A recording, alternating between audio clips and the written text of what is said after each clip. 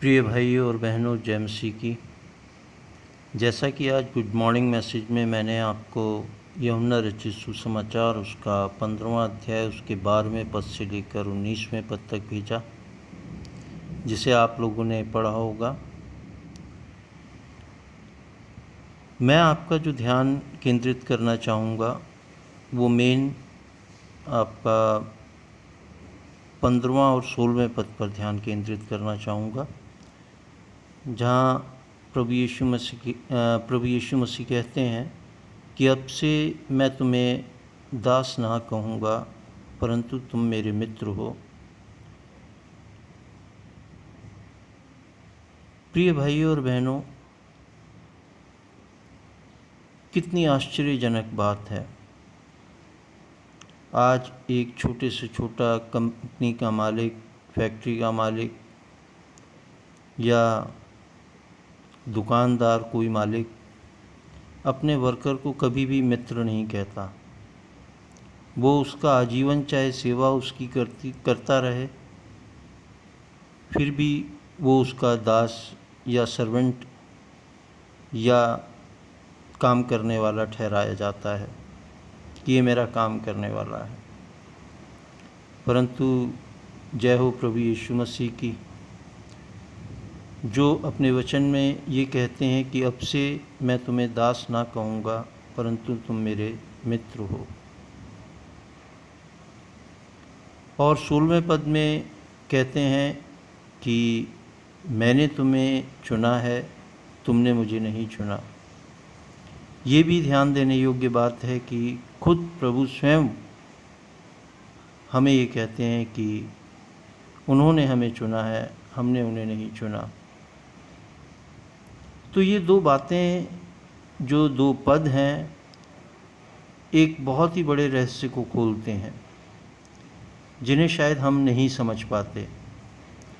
बहुत से बड़े बड़े पास्टर्स को, बहुत से बड़े बड़े ज्ञानियों को मैंने ये कहते सुना है प्रार्थनाओं में कि हे प्रभु अपने दासों पर दया कर, हे प्रभु मुझ दास पर दया कर। क्या उन लोगों ने वचन को नहीं पढ़ा? प्रभु कहते हैं कि मैं तुम्हें दास नहीं परंतु मित्र कहूँगा, क्योंकि दास जो है वो नहीं जानता कि उसका स्वामी क्या करता है, परंतु मित्र जानता है कि दूसरा उसका मित्र क्या करता है, क्योंकि दोनों में एक संबंध होता है, घनिष्ठता का, प्रेम का, ऐसा संबंध जिसे कोई नहीं तोड़ सकता। हमें याद होगा कि जो हमारे बचपन के मित्र हैं, हम उनसे अभी भी उसी मित्रता और प्रेम भाव से मिलते हैं, और जब कभी सालों बाद भी वो हमें मिलें तो भी वो प्रेम हमारा पहले जैसा बना रहता है और बढ़ता चला जाता है। तो प्रिय भाइयों और बहनों, प्रभु के इस वचन पर गौर करें और अपने को दासों की नाई ना समझें। जिसने सृष्टि की रचना की, जिसने हमें और आपको बनाया, उसने हमें अपना मित्र ठहराया है। और मित्र जब हम ठहर गए तो हमें ये जानना चाहिए कि हमारा मित्र क्या करता है। हमारा मित्र कहता है कि जैसा मैंने तुमसे प्रेम रखा, मेरी आज्ञा यही है कि जैसा मैंने तुमसे प्रेम रखा वैसा ही तुम भी एक दूसरे से प्रेम रखो। ये उसकी आज्ञा है। लोग कहते हैं अरे प्रभु के वचन पे चलना बड़ा कठिन है, कौन प्रभु के वचन को मान सकता है, कौन चल सकता है। परंतु प्रिय भाइयों और बहनों, यदि आपके मन में एक दूसरे के लिए प्रेम है, निष्कपट प्रेम, तो आप प्रभु की आज्ञा का पालन कर रहे हैं और प्रभु आपके साथ है। हो सकता है आपको कई बार दुख या तकलीफ़ या जिसे कहा जाए कि अनादर का सहना हो सकता है, अनादर हो सकते हैं आप, परंतु तसल्ली रखिए, प्रभु ने कहा है कि जैसे मैं संसार का नहीं वैसे तुम भी संसार के नहीं, क्योंकि संसार अपनों से प्रीति रखता है, लेकिन आप संसार के नहीं हैं, क्योंकि प्रभु का वचन आपके पास पहुंचा है, आप उस पर विश्वास करने वाले हैं और प्रभु से प्रेम करने वाले हैं, एक दूसरे से प्रेम करने वाले हैं, तो आप संसार के नहीं हैं, वरन आप प्रभु के हैं, उसके मित्र हैं, दोस्त हैं उसके, और आप उसके वचन का पालन करते हैं यदि आप एक दूसरे से प्रेम रखते हैं। प्रभु बहुत सरल है मेरे भाइयों और बहनों। बस हमारी बुद्धियों को जो टेढ़ा कर रखा है वो इस दुष्ट शैतान ने कर रखा है, जो संसार का हाकिम बन चुका है, जबकि वो हारा हुआ है, प्रभु ने उसको हरा दिया है, लेकिन इसके बावजूद वो अपने आप को बड़ा समझता है।